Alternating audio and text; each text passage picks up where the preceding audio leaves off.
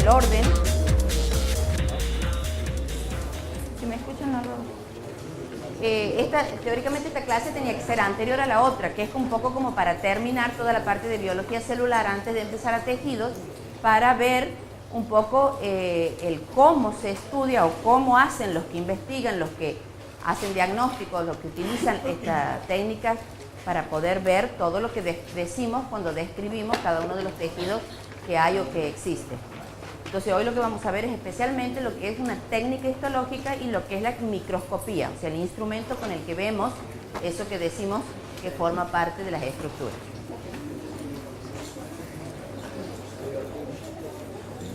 Aquí, digamos, esto está fuera del inicio del capítulo, es para que lo entiendan o lo refresquemos de la época de los temas de la secundaria o de cuando son más chicos, que tal vez lo han incorporado algunos bien, otros más o menos, y es entender bien el tema de las unidades y de las medidas y de cuál es el tamaño de lo que es capaz de ver el ojo, y por lo tanto para que entendamos por qué tenemos que usar instrumentos para ver cosas tan chiquitas o también cosas tan grandes como son los telescopios para otros usos.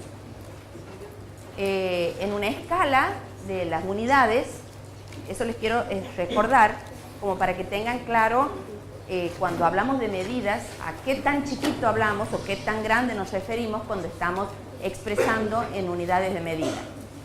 Para recordarles, las unidades de medida, aquí especialmente las que nos interesan, son las de distancia, las de tamaño, las que expresan una longitud. Teníamos la unidad más conocida o central o de referencia, es el metro. En el metro usábamos 3 medidas más chicas, o 3 unidades de medida más chicas y 3 unidades de medida más grande que el metro. Las más chicas eran, a ver si ustedes me van haciendo acordar, decímetro, centímetro y milímetro. Y las más grandes, decámetro, hectómetro y kilómetro. La distancia en unidades entre cada una de ellas era ¿cuántas cifras decimales?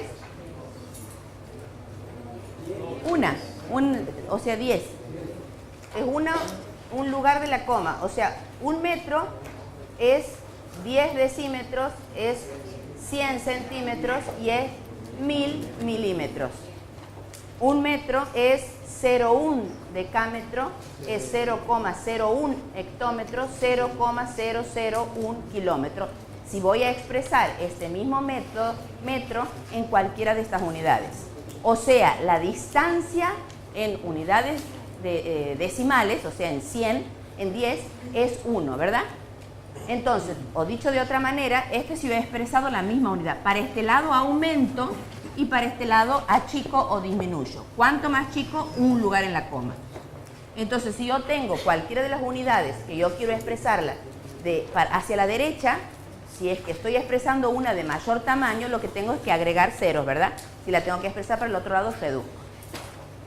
Pero en la capacidad de visión del ojo, uno no puede ver hasta determinado tamaño. Después han aparecido una serie de instrumentos que permiten mirar tamaños o cosas de mucho menos pequeño tamaño. Entonces han aparecido otras unidades. Las unidades más pequeñas que estas que se utilizan, la que le sigue a milímetro es micrómetro, que es una letra griega que es como una U con una colita más larga la primera. El que le sigue, nanómetro, y el que le sigue, picómetro, o picogramo, en el caso que sea gramo. La distancia entre estos últimos 3 es de 3 ceros. O sea, este sería el 1, y le llamemos, este sería 0,10 a la menos 1, 10 a la menos 2, 10 a la menos 3. Este es 3 lugares más, es 10 a la menos 6. 3 lugares más, 10 a la menos 9 y 10 a la menos 12. No sé si lo ven desde ahí. Lo mismo para las unidades más grandes, que esa tal vez por la computadora, por las memorias, a ustedes un poco les resulta más familiar, y es después del kilómetro, en este caso, o kilogramo, está mega, giga y tera. Y también las unidades de medida entre esos 3 hacia arriba son 3 lugares en la coma para más grandes. O sea, si un kilómetro era 10 a la 1, o sea, 10 metros, este es 10 a la 2, 10 a la 3, el mega es 3 lugares más, o sea que es 10 a la 6, el giga 3 ceros más, 10 a la 9 y el tera 10 a la 2. ¿Sí? Con eso usted tiene más o menos claro a lo que se refiere cuando uno habla de un mega, de un giga, de un micrómetro. Al tener 6 lugares por detrás de la coma, el número tiene 6 ceros. Es 1.000.000 de veces más chico que el metro. ¿Sí? 6 ceros. Que tiene 12 ceros será 1.000 millones de veces mayor el tera que el metro. ¿Sí? Como para expresarlo de una manera. Hay unidades en el medio que algunas son más conocidas o se utilizan para determinado tipo de medida, como es por ejemplo para la microscopía, que no se utiliza para muchas otras situaciones, y es el que va aquí, que es 10 a la menos 10, se llama Armstrong, es una A con un globito. Es una unidad de medida bastante frecuente para utilizar o para nombrar las cosas que son medidas. ¿Sí? Bueno. Estas son las unidades de medida en general. Ahora vamos a tratar de entender este cuadro y es qué es capaz de ver el ojo humano o el ojo desnudo y qué no podemos ver, por lo tanto necesitamos instrumentos. En términos, digamos, generales, nuestro ojo estaría a esta altura. Y lo otro que hay que diferenciar es qué colores podemos ver o hasta dónde podemos ver. El espectro visible,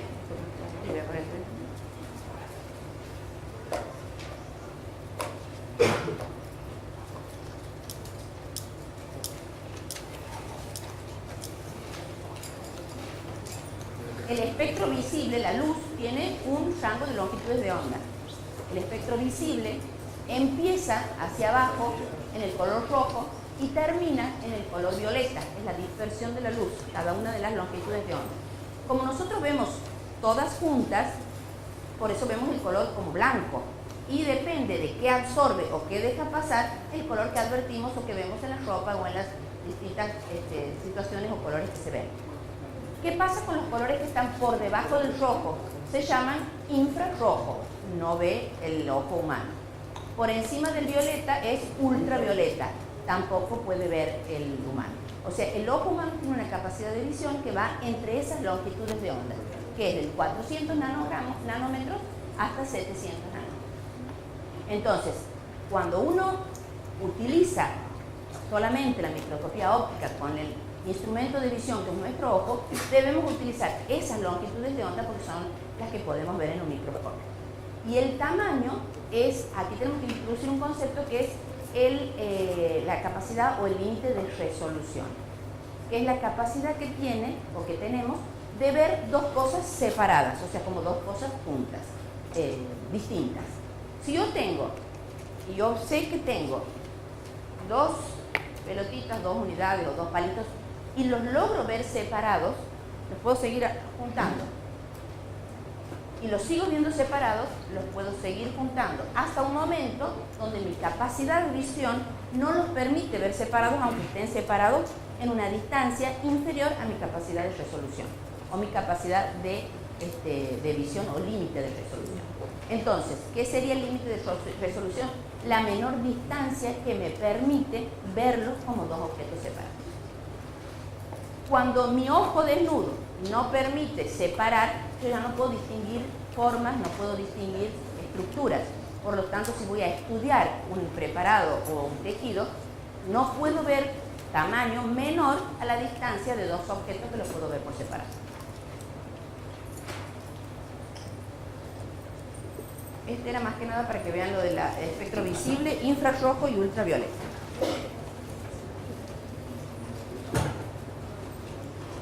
Aquí tenemos una diapositiva que está linda también con respecto a los tamaños relativos de distintos objetos y por lo tanto del instrumento de visión que se utiliza para poder estudiarlos o observarlos. Arriba tienen una escala que me ha gustado más hacerle porque esta no está todos en unidad como para poder compararlo. sino está 1 milímetro, 100 micrómetros, 10 micrómetros, 1 micra. Es como que no es una escala parejita, entonces confunde las distancias en ceros. Ustedes, si se acuerdan exactamente cuántos ceros hay entre cada una de las medidas, se van a imaginar exactamente el tamaño que tiene cada cosa. Pero en términos generales, vemos que el ojo es capaz de diferenciar hasta 0,2 milímetros de distancia entre los dos objetos.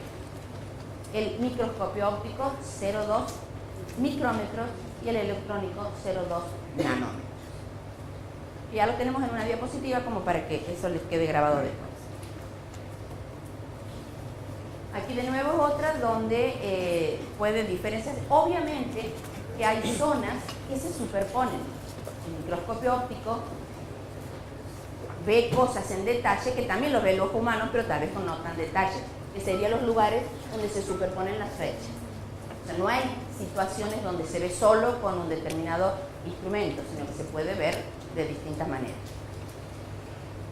Pero en general aquí tenemos que ojo desnudo podemos ver hasta un determinado tipo de animales pequeños, como es el huevo de un pescado, dice aquí, con el microscopio óptico, células de las plantas hasta el cloroplasto, y el microscopio electrónico que tiene mucha mayor definición para ver proteínas, para ver pequeñas moléculas, para ver los lípidos, etc.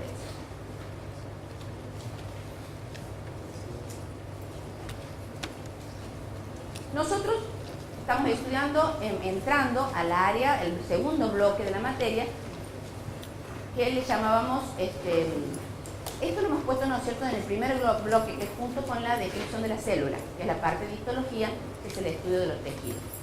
Entonces, especialmente lo que vamos a ver es la composición microscópica de los tejidos y en esta clase especialmente todos aquellos instrumentos ópticos que utilizamos como auxiliares para poder estudiar. Y de menor a mayor en complejidad es cómo está estructurada esta materia. Vamos a ver primero la célula, que es la menor unidad funcional, después la agrupación de las células que forman tejidos, y esos tejidos van a formar órganos. O sea que ahora hemos empezado a estudiar cada uno de esos tejidos, que es especialmente el tema de la histología. Esta clase se trata especialmente de describir cómo es el método para poder hacer la observación microscópica. Es la técnica histológica que se llama. Cómo se corta el tejido, cómo se lo prepara, cómo se lo colorea, cómo se lo pone o se lo monta, se llama, al corte histológico, en qué se lo mantiene. Y todos son esta serie de pasos que son los que vamos a detallar en todo esto. Y después, por último, con qué instrumentos lo medimos, o sea, alguna descripción de los microscopios. Entonces, la técnica histológica la podemos definir como el procedimiento que permite disponer de un preparado histológico para ser examinado en un microscopio óptico. Todo el procedimiento. Teníamos detallados al comienzo, del 1 al 14, y ahora los vamos a describir individualmente a cada uno de ellos. Primero obtenemos la pieza, que es lo que vamos a estudiar. Esa pieza o ese tejido o esa muestra la podemos obtener de distintas maneras. Una se llama biopsia. La biopsia es cuando tomamos un tejido de un individuo que está vivo. Por lo tanto, ¿para qué va a servir? Si está vivo, para diagnóstico de una enfermedad. En cambio, también se pueden hacer estudios cuando está el individuo muerto, y en ese caso la toma de la muestra se llama una autopsia. Pero la autopsia, después de un tiempo, la han definido para saber en qué consiste exactamente. Y es todo el examen sistemático y ordenado y completo de un cadáver o de un cuerpo sin vida para llegar a la descripción completa de sus órganos.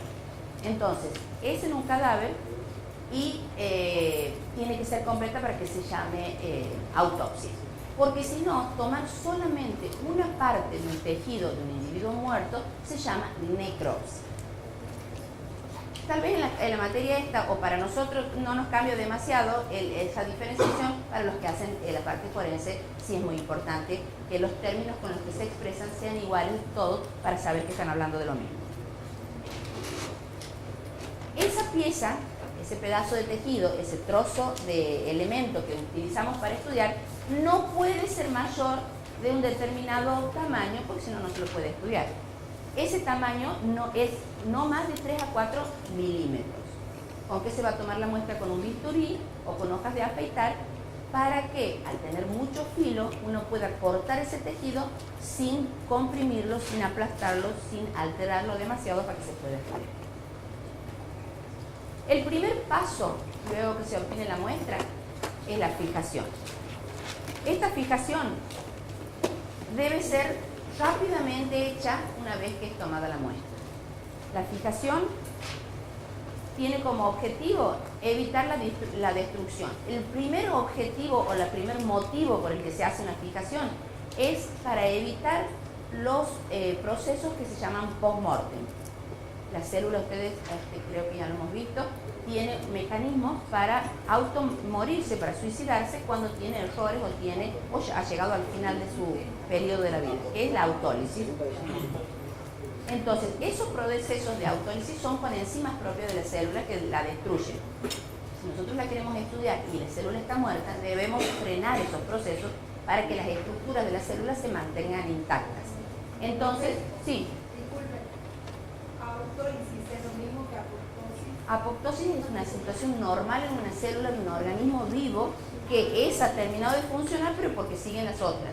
En cambio, cuando un organismo está totalmente muerto, o sea, todas las células, todas las estructuras, empieza todo un proceso de degeneración por actuación de la... Se entiende como que la apoptosis... Sí, la apoptosis es como un mecanismo fisiológico normal del organismo, lo tienen muchas células. Esto es después de muerte. Autólisis en general quiere decir, no es una palabra que se refiere solamente a esto, que se autodestruye, se autolisa, se lisa ella sola. Y como tiene enzimas, hay todo un proceso de putrefacción de todo el material vivo y se hace por medio de estas enzimas. Esas son las que hay que frenar. Pero participan algunas enzimas iguales en los dos procesos. Y también por bacterias. Sabemos que hay bacterias que son encargadas especialmente de completar ese ciclo biológico de reciclado y esas también son las que hay que frenar para evitar que las estructuras se alteren, se modifiquen o se destruyan.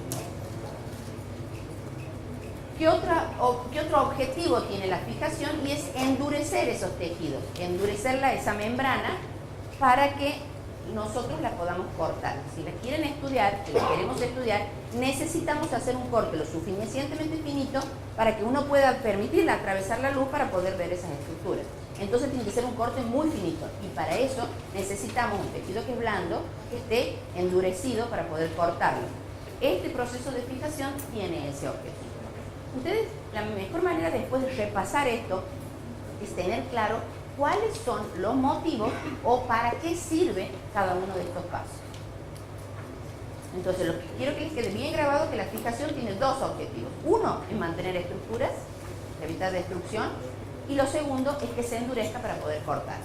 Ustedes imagínense que todo esto lleva años de proceso de mejoramiento, de técnicas que se proponen hasta que se llegan a la mejor técnica propuesta o la mejor estudiada o la que mejores resultados da. Entonces todos estos pasos son muy bien estudiados y cada uno de los que hacen investigación van aportando modificaciones hasta que llegan a la técnica que es la que hoy se usa o es la que hasta ahora se usa. Puede ser que después aparezcan otras características. Ahora te digo con qué, pero el mismo hecho de estar en contacto con ese líquido de fijación produce el endurecimiento. Ahora vemos con qué líquido.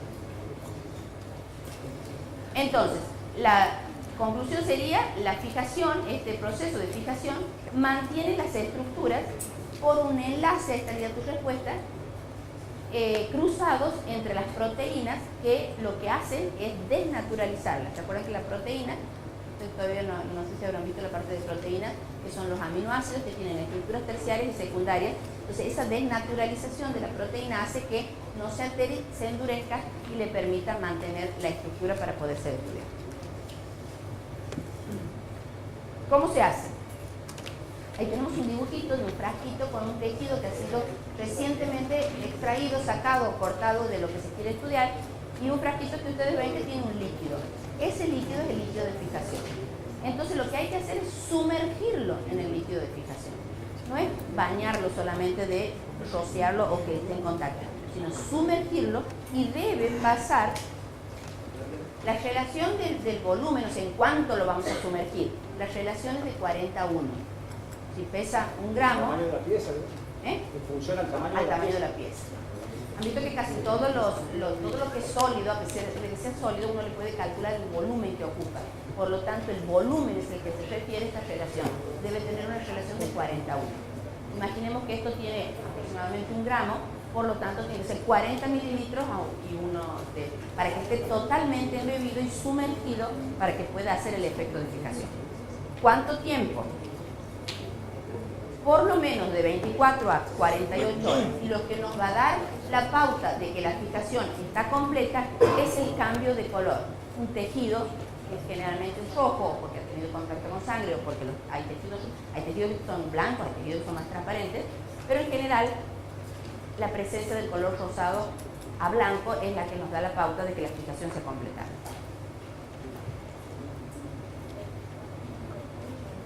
¿Cuáles pueden ser esos fijadores? Los clasificamos en químicos y físicos. Químicos es un producto químico de los cuales puede ser solo un compuesto, se llaman simples, o puede ser más de una mezcla, más de unos compuestos y van a ser mezclas fijadoras. Y después están los procesos físicos de secación, calor, seco, húmedo, frío o congelación. El mayormente utilizado, casi en el 90%, o sea, casi exclusivamente, es el formol al 10%. Pero sí es importante que ustedes conozcan que hay situaciones donde, por ejemplo, en el estudio de determinados tipos de nódulos o de cáncer que se sospechan que son, y la decisión o el tamaño de la cirugía va a depender de la malignidad de lo que estén estudiando, durante la cirugía se hacen lo que se llama un estudio por congelación. Entonces lo sacan inmediatamente, con anhídrido carbónico le producen una congelación, entonces lo endurecen y le permiten hacer un corte como para hacer un estudio rápido. En esos casos se hace un estudio durante la cirugía para determinar la malignidad del proceso y por lo tanto para poder continuar con una operación si es que se ha decidido hacer, por ejemplo, una extirpación de mayor cantidad de ganglios o del tamaño de lo que se esté operando. Si no, en general se utiliza ese formol al 10% y los otros dependen de casos particulares. Por ejemplo, en el caso nuestro, que hacemos coloraciones de frotis de sangre, nuestro fijador es el alcohol etílico. Pero siempre depende qué es lo que van a ver y qué es lo que se necesita fijar o para qué se lo necesita fijar. Nosotros utilizamos, por ejemplo, para muestras de tejido, como puede ser de mucosa o de garganta o de flujo, el calor. Se secan a la llama directamente, que es otra manera de fijar. Pero en histología, en lo que más se usa es el formol. ¿Qué formol? Formol se llama formalina, es al 10%. No confundan la cantidad de formol que tienen que usar por pieza para producir la fijación a la concentración que tiene el formol que se utiliza para hacer esa fijación. A veces yo he visto que nos dice qué proporción usas y la proporción es con respecto del volumen en el que vas a sumergir de acuerdo a la pieza, al recorte o al tejido que se vaya a poner. Pero ¿qué usas para la fijación? Un formol al 10%. ¿Qué significa el 10%? Que tiene 90 de agua y solo 10 en una solución de 100 mililitros del componente que queremos. Como aquí el formaldehído